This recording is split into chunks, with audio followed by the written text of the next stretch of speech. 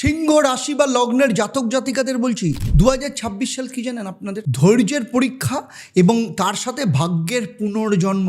কারণ 2026 সাল আপনার জীবনে এক অগ্নি পরীক্ষা হতে চলেছে। কেন? তার কারণ হচ্ছে আপনাদের ঢাইয়া তো চলছে, কিন্তু ভয় পাবেন না, আনন্দে থাকুন। কারণ শনি যখন পোড়ায় না তখন সে পুরস্কারও দেয়। আর 31 অক্টোবর বৃহস্পতি যখন আপনার নিজের রাশি বা লগ্নে আসবে তখন সারা বছর ধরে এতদিন ধরে যে কষ্টগুলো করেছেন সেগুলো একসাথে পুরস্কারে পরিণত হবে।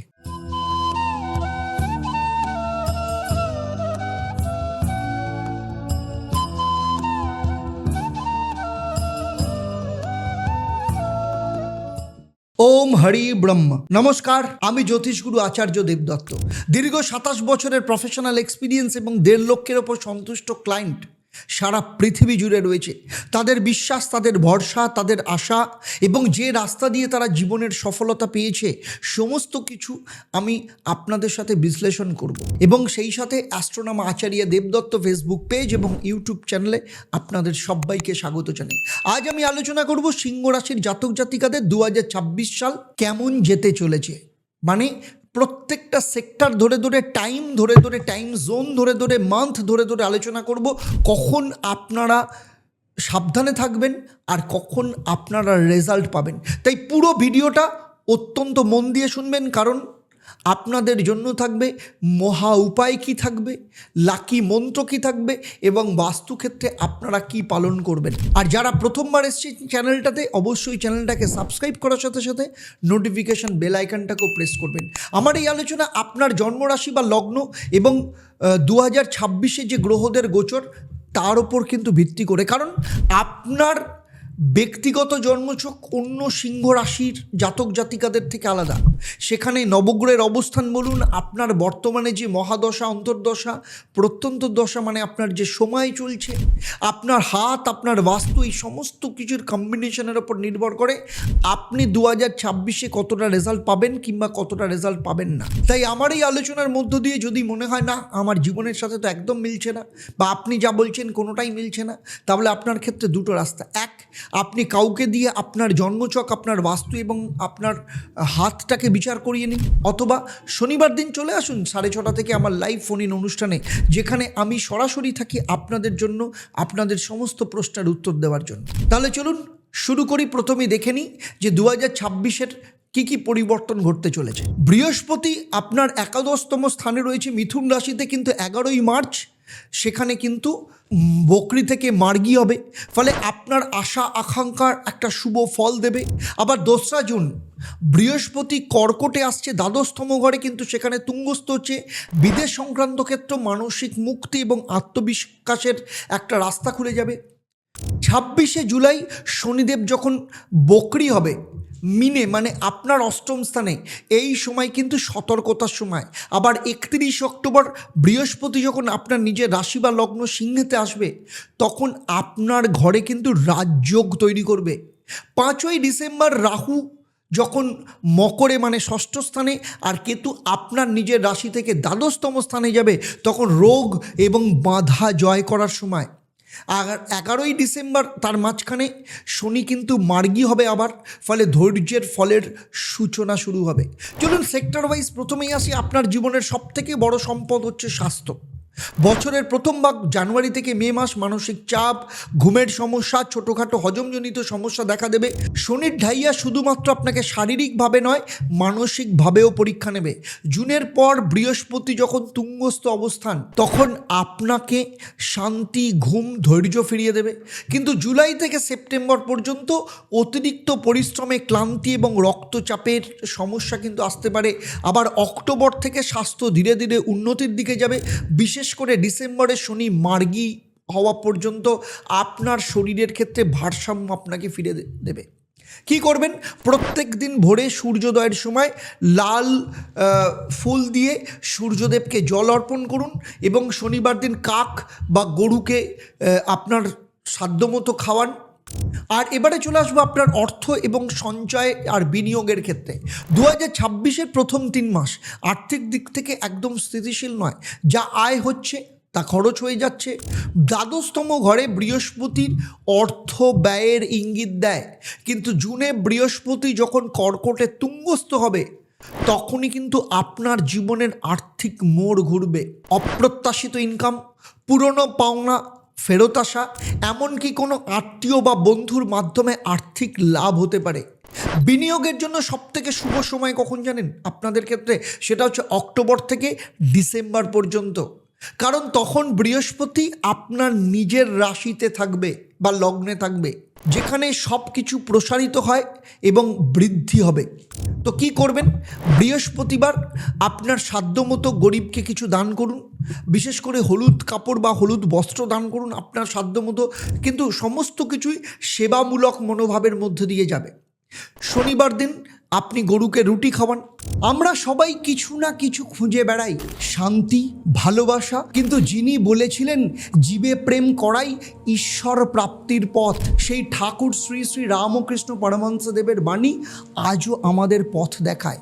এই অন্তরের ঈশ্বরকে জাগিয়ে তুলতেই আমরা গড়েছি Ishwar foundation, inner spirituality and wisdom organization of Shri Ramakrishna Paramahamsadev. আমাদের স্বপ্ন একটা আশ্রম, এক মন্দির, যেখানে ধর্ম নয় মানবতা হবে একমাত্র পুজো। আপনিও আসুন, এই যাত্রায় অংশ নিন, কারণ আপনার ছোট একটা অংশগ্রহণেও একদিন অন্তরের ঈশ্বরকেও কিন্তু খুঁজে পাওয়া যাবে। এবারে চলে আসবো স্টুডেন্টদের ক্ষেত্রে। দেখুন, স্টুডেন্টদের ক্ষেত্রে বলবো প্রথমের দিকে মনোযোগের ঘাটতি থাকবে, কারণ দ্বাদশ স্থানে বৃহস্পতি বিদেশে পড়াশোনার সুযোগ দেবে বটে, কিন্তু জুনের আগে কোনো রকম বড় সিদ্ধান্ত নেবেন না। জুনের পর স্টুডেন্টদের ক্ষেত্রে ভাগ্য পাশে থাকবে, বিশেষ করে যারা হায়ার স্টাডিজ, রিসার্চ বা স্পিরিচুয়াল এডুকেশনের জন্য এই সময় কিন্তু অত্যন্ত শুভ। আর অক্টোবরের পর কম্পিটিটিভ এক্সাম যারা দেবেন তাদের ক্ষেত্রে সাফল্যের সম্ভাবনা কিন্তু তারা যথেষ্ট পরিমাণে পাবেন। চলুন এবারে কথা বলবো লাভ লাইফ এবং রিলেশনের ক্ষেত্রে। শনির ঢাইয়ার সময় এই যে চলছে, সম্পর্ক কিন্তু পরীক্ষা নেয়। প্রথমে দূরত্ব, ভুল বোঝাবুঝি বা মান অভিমান বাড়তে পারে। বৃহস্পতি মার্চের পর যখন মার্গী হবে তখন সম্পর্কের মধ্যে একটা আলো ফিরে পাবেন। জুন থেকে সেপ্টেম্বর পর্যন্ত সময় প্রেমে ধৈর্য, সহানুভূতি এবং ক্ষমা এই সময় দরকার। অক্টোবর থেকে নতুন বন্ডিং বা বিবাহের যারা চাইছেন তাদের ক্ষেত্রে সম্ভাবনা রয়েছে। বিবাহ, সন্তান এবং পারিবারিক জীবন নিয়ে চলুন দেখে নিই। প্রথম 6 মাস পরিবারে কিছু মতবিরোধ থাকবে, মানসিক চাপ দেখা দিতে পারে, কিন্তু জুনের পর থেকে বোঝাপড়া এবং শান্তি আসবে। যাদের বিয়ের যোগ অনেক দিন ধরে আটকে ছিল, অক্টোবর থেকে ডিসেম্বর বিয়ের সম্ভাবনা অত্যন্ত প্রবল। আর সন্তান প্রাপ্তির জন্য সবথেকে বিশেষ সময় হচ্ছে ডিসেম্বর 2026। বৃহস্পতির শুভ দৃষ্টি পঞ্চম ঘরে ফল দেবে, যার রেজাল্ট পাবেন। আর এবারে আসবো সেই সব সিংহ রাশির জাতক জাতিকা যারা চাকরি করেন। জানুয়ারি থেকে মে পর্যন্ত প্রেসার জোন বলতে পারেন। বস বা সিনিয়রের সঙ্গে মতবিরোধ হতে পারে, কিন্তু 11ই মার্চের পর বৃহস্পতি মার্গী থাকার জন্য একটা নতুন পথ কিন্তু খুলে দেবে। আর জুন থেকে অগাস্ট বিদেশ বা শহরে কাজের সুযোগ বাড়বে, নতুন দায়িত্ব, কিন্তু কাজের চাপও বাড়বে। অক্টোবরের পর বৃহস্পতি যখন সিংহে প্রবেশ করবে একটা রাজযোগ সৃষ্টি করবে, যা আপনার নাম, পদ এবং সম্মান তিনটেই কিন্তু বাড়াবে। ডিসেম্বর মাসে শনি যখন মার্গী হবে তখন আপনার চাকরিতে কিন্তু স্থিতিশীলতা নিয়ে আসবে। চলুন এবারে কথা বলবো যারা ব্যবসা করেন তাদের ক্ষেত্রে। বছরের শুরুতে ব্যবসার ক্ষেত্রে ধৈর্য রাখুন। বৃহস্পতি দ্বাদশতম ঘরে থাকায় লাভ একটু কম হবে, খরচ বেশি হবে, কিন্তু জুনের পর পরিস্থিতি কিন্তু বদলাবে। বিদেশি ক্লায়েন্ট বা নতুন কন্ট্রাক্ট বা বিজনেস এক্সপ্যানশনের জন্য কিন্তু অত্যন্ত বড় সুযোগ আসতে পারে। অক্টোবরের পর থেকে সব থেকে লাভজনক বলতে পারেন যারা পার্টনারশিপে ব্যবসা করছেন তাদের জন্য কিন্তু অত্যন্ত শুভ সময়। তাহলে কি করবেন? প্রত্যেক দিন সকালে আপনার বাড়িতে যে ঠাকুর মন্দির রয়েছে সেখানে প্রত্যেক দিন আপনাদের গৃহদেবতার সামনে প্রদীপ জ্বালান। বৃহস্পতিবার তেলের প্রদীপ জ্বালিয়ে নিজের মনে প্রার্থনা করুন। এবারে চলে আসবো যারা বিদেশে ভ্রমণ বা যারা ফরেন সেটেলমেন্টে চাইছেন। বৃহস্পতি দ্বাদশতম ঘরে অবস্থান মানে প্রথম দিকে বিদেশের যোগকে শক্তিশালী করবে।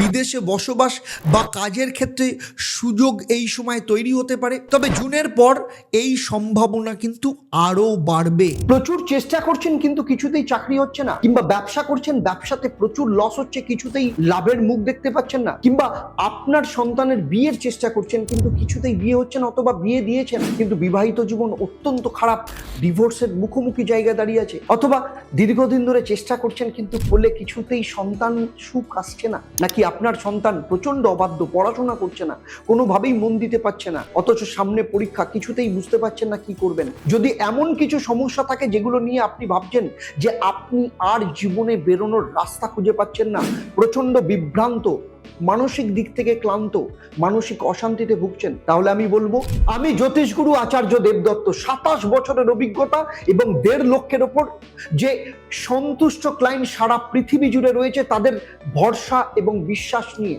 আমি কলকাতায় গড়িয়াহাট এবং হাতিবাগান, সেই সাথে শিলিগুড়ি, তমলুক এবং বর্ধমানে অফলাইন চেম্বারে কিংবা অনলাইনে সরাসরি আমার সাথে কথা বলতে, আমার সাথে কনসালটেশন বুক করার জন্য নিচের নাম্বারে এক্ষুনি যোগাযোগ করুন। তাহলে সার্বিকভাবে যদি দেখা যায় তাহলে দেখব জানুয়ারি থেকে মে সার্বিকভাবে চাপ, লড়াই, ধৈর্যের পরীক্ষা থাকবে। জুন থেকে সেপ্টেম্বর উন্নতি, মানসিক শান্তি এবং নতুন দিকের সূচনা করবে। অক্টোবর ডিসেম্বর মাস সাফল্য, সম্মান, রাজযোগ এবং পারিবারিক সুখ মিলবে।